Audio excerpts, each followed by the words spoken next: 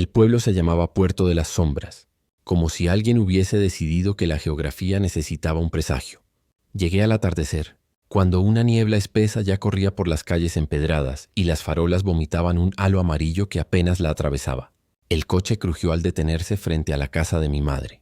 Una casona de techos altos, con contraventanas pintadas de un verde que el tiempo había ido mordiendo. No quedaban casi vecinos. Los pocos que apareció hablaban poco y miraban hacia otro lado, como si el silencio fuera una obligación impuesta por algo que no querían nombrar. Me llamo Isabel. Volvía después de 5 años por la muerte de mi madre. Entre las cosas que encontré en la casa había una caja de cartas atadas con una cinta azul, un diario de tapas negras y, en el desván, un espejo cubierto con una sábana. La sábana olía a sal y a humedad. Cuando la quité, el espejo devolvió mi rostro sin sorpresa, salvo por una lágrima seca que tenía en la mejilla y yo no recordaba haber derramado. Las primeras noches fueron de pequeños ruidos y de la sensación de no estar sola. El viento golpeaba las ventanas y a veces parecía llevarse palabras. Soñaba con la costa, una línea de mar que no terminaba y una figura que me llamaba desde la espuma. Desperté varias veces con la sensación de haber escuchado mi nombre susurrado desde el pasillo. Lo atribuía a la soledad, a la casa vacía. La gente del pueblo sonreía apenas cuando preguntaba por mi madre, y la respuesta siempre venía en forma de silencio o en murmuraciones que no quería entender. Una tarde encontré en un cajón del armario de mi madre una fotografía. Mi madre, joven, en la playa, con el cabello revuelto y la mirada tan fija que parecía otra persona. Detrás de ella, en la arena, había huellas que no terminaban en ninguna dirección. En el dorso, una anotación con tinta corrida. No mires si no quieres volver. No lo entendí entonces. Seguí buscando en las habitaciones como quien busca una excusa para no salir, para posponer tener que oír las explicaciones que escondería el pueblo. Fue entonces cuando encontré el diario. La letra de mi madre era angulosa y apretada. Las páginas olían a té y a sal marina. Empecé a leer. Las entradas hablaban de la niebla, no la niebla ordinaria que traían los inviernos, sino de una niebla que venía del mar, densa, con un brillo propio, que se enroscaba en los pies de las escaleras y subía por las cañerías. La llamaba la invitada.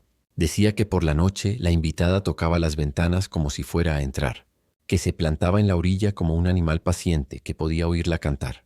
A veces, según mi madre, la niebla susurraba recuerdos que la gente creía enterrados. Otras ofrecía promesas. La última entrada que encontré estaba fechada una semana antes de que yo hubiese abandonado el pueblo. Decía: si la niebla se hace nombre y te llama, no respondas. Contaba de noches en que los vecinos dejaban velas en las puertas y de una antigua costumbre, nombrar a los que se habían ido para que la niebla se conformase con el eco. Había también una lista de nombres tachados, hombres y mujeres que habían desaparecido en los últimos años, y en el margen una nota en letra temblorosa: no puedo más, ya no sé distinguir mis sueños de la orilla. Esa noche, la niebla atravesó el jardín como un animal silencioso. Entró por la cocina y se corrió por los azulejos fríos, hasta que la habitación se volvió una pintura en grises. Escuché una voz tan cerca que pensé que estaba en la cocina y, sin embargo, cuando me asomé, la cocina estaba vacía. La voz no decía palabras completas. Eran fragmentos: Isabel, ven, atrás, como si alguien hubiese arrancado las sílabas de un cuento viejo. Al día siguiente fui al pueblo. En la plaza el aire olía a pan quemado y a sal. Hablé con una mujer de manos rugosas, que vendía paños en la puerta de su casa. Me miró sin sorprenderse. La niebla está hambrienta, dijo sin alzar la vista. Ha querido nombres desde que tengo memoria. Pide que le des voces. Si no le das, lo que pide lo toma. ¿Qué toma?, pregunté. Memoria y cuerpos. Gente que sale a la orilla, que escucha más de lo que su oído puede soportar, respondió ella. Vete, niña. No te quedes sola en esa casa. La miré, buscando una burla, una superstición que desmentir, una explicación que pudiéramos negociar. Pero sus ojos eran sinceros hasta el borde. Volví a la casa con el peso de sus palabras. La noche cayó en un latido lento. Empecé a escuchar más claramente. Por las rendijas de la persiana, la niebla escribía. Era como si tierra y mar se hubieran puesto a murmurar secretos con lengua ajena. Una noche, sentada en la sala, la radio, que nadie encendía, dejó de estar muda. Sintonizó por su cuenta y un hilo de música de vieja banda sonó. Una canción de marineros que mi madre tarareaba en otra época. En la canción hubo una voz que dijo mi nombre. El pelo se me erizó. Me levanté y fui hasta el espejo del desván. Allí estaba mi reflejo, pero algo en él estaba alterado. Una pequeña salpicadura de agua, como correosa, recorría mi mejilla aunque el aire estaba seco. Mi mano alcanzó el vidrio y el vidrio por un instante no ofreció resistencia. La mancha en la mejilla de mi reflejo se apartó, formando una boca que pretendía hablar. Cerré los ojos. Cuando los abrí, en el vidrio ya no había nada, solo mi cara pálida. El silencio de la casa era pesado. Empecé a entender que la invitada no golpeaba tanto. Las cosas como las personas. Raspaba su memoria hasta abrirles un hueco por el que podía colarse. Al tercer día, un suceso en la playa trajo a todo el pueblo a la orilla. Una balsa había arribado con una carga de fotos viejas, recortadas de marcos, de las que a veces los de antes se deshacían para no ver los rostros que habían perdido. Las imágenes estaban mojadas y pegoteadas, como si alguien las hubiese querido borrar. Entre ellas encontré la foto de un hombre, con barba, delgado, sonriendo con una sonrisa de quien aún creía en cosas sencillas. Lo reconocí. Era Alejandro, mi hermano. Había desaparecido hacía 6 años. La foto estaba doblada en 4, y en el dorso alguien había escrito con letra apresurada: «No le sigas, la orilla es un espejo roto». Mi corazón quiso romperse en piezas. Recordé las discusiones, mi hermano obsesionado con la costa, con querer escuchar la voz que le hablaría solo a él, su última noche en la que dijo que volvería al faro y que la niebla le mostraba un camino. Nadie jamás encontró su cuerpo. Ahora la niebla volvía a traerle la mirada en papel mojado. Decidí ir al faro. La estructura, blanca y corroída, se erguía en el extremo del acantilado como la punta de un hueso. La noche se había hecho un telón de humedad, y todo olor parecía más denso. Subí las escaleras de caracol y dentro del faro había una sala baja, con velas derretidas en el suelo como pequeñas iglesias. En el centro, una mesa con hojas e imágenes pegadas. En la pared, nombres escritos con carbón. Uno a uno comprobaría luego. Eran los nombres de los desaparecidos. Pero en aquel momento me acerqué a un enrollo de papel que había en la mesa. El cuaderno de mi hermano. La tinta estaba corrida, pero una frase permanecía: «Te llamará por tu nombre y te ofrecerá volver a casa. No le des las palabras. Guarda tu nombre». Un sonido me cruzó la espalda. Por la ventana, hacia el mar, la niebla se movía como una lengua, un murmullo que parecía una congregación de voces.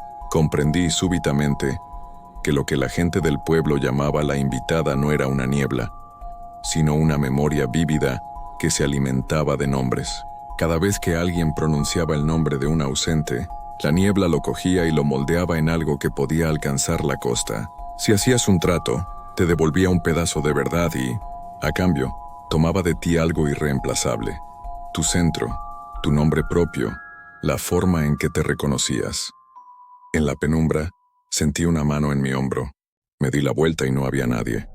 Oí un susurro tan claro que juraría que fue mi hermano. Isabel. La niebla, desde la ventana, parecía inclinarse hacia la casa. En un impulso que no supe explicar, le respondí: «Alejandro». La voz dejó de ser un eco. Fue un golpe líquido. Surgió de todas partes y a la vez de ningún lugar. Sentí mi nombre arrebatado de mi garganta, como si una red lo hubiese cubierto. Un frío atravesó mi cuerpo y por un segundo vi el mundo desde fuera, como quien observa una figura moverse en una sala de cine.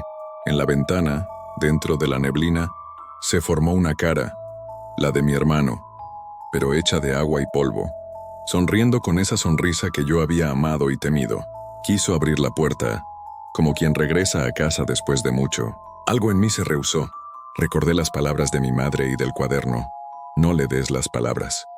Me aferré a mi nombre con las uñas, como quien sostiene una roca que no quiere soltar. Grité no a la niebla, sino a alguien que escuchara, a la casa, a los recuerdos que aún tenían forma. «No», dije con la voz hecha de raspaduras. «No tomarás mi nombre». La niebla retrocedió un instante, como si le hubieran dado un apretón. La figura del hermano se desdibujó. Lloró por un segundo agua de mar y se fue. La calma volvió a caer con un peso insospechado. Desistí de subir al faro y corrí a la casa. Entré y bloqueé todas las ventanas con tablones, con muebles, con las sillas que encontré, como si la madera pudiera contener algo que venía del mar. Pasaron horas que parecían años. Las velas se consumieron hasta el cuero. Dentro del espejo del desván, mi rostro parecía más joven y cansado a la vez. Empecé a sentir, sin saber por qué, un cansancio extraño. La sensación de que mis nombres secundarios, los que uso en la oficina o en la calle, ya se me escurrían. Oí a la casa hablar con un tono que no era mío. Ella, la casa, decía, ella resistió. Pero la niebla siempre encuentra pequeñas rendijas. Fue entonces que comprendí el precio exacto. No era solo el nombre lo que tomaba, sino la certeza con la que lo pronuncias. Si alguna vez dudabas de quién eras, la invitada podía colarte una memoria prestada. Al amanecer, la niebla se disolvió como si nunca hubiera estado. La playa quedó cubierta de pequeñas huellas de aves y de papeles enlodados. La gente del pueblo salió a buscar bajo el sol. Yo, con miedo nuevo en la garganta, bajé hasta el acantilado. Allí, sobre las rocas, había un montón de fotos limpias, sonrisas que miraban al cielo. Entre ellas no vi la cara de Alejandro, pero sí descubrí una carta doblada en dos. La abrí. Era de mi madre, escrita poco antes de morir. Si la niebla te llama, di tu nombre como si fuera el último. No lo compartas con el mar. Si lo compartes, te tomará la forma de otra persona y te perderás a ti misma. Lo único que salva es la insistencia en el propio nombre. Y si te llaman con la voz de los tuyos, abre la puerta solo para decir adiós, no para volver. Las palabras eran simples, pero supe que no eran una consigna para un conflicto cualquiera. Eran la única defensa, legítima contra algo que vivía de las voces que entregamos. Esa noche, cuando la niebla quiso volver, me paré en la puerta con la mano en el pomo.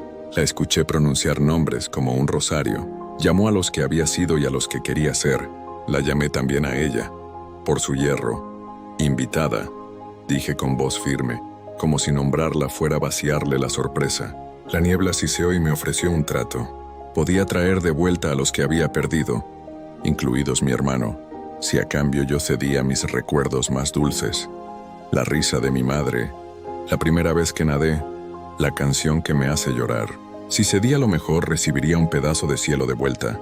Podía recuperar a los míos, pero ¿a qué precio?, me pregunté. Recordé entonces todas las voces que escuché en la casa y el faro, las que habían vendido su nombre por el consuelo.